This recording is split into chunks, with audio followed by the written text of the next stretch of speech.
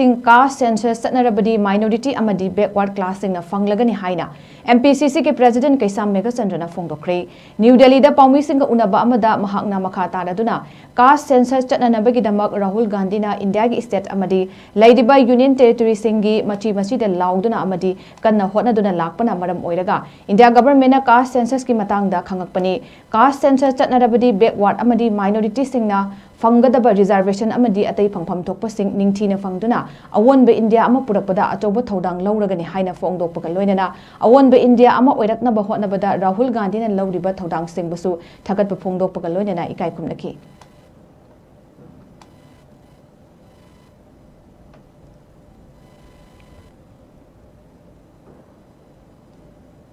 minority akoi mayam singsi namthadna thamaba census ta fajana magi data sing puthokpidragadi aikoi madugi facility do watna dum lai kitabdo Rahul ji gi yamna kuina talaba demand si masima pung harani haibaji asa tawre maramdi mana demand tawsi sarkarna su khange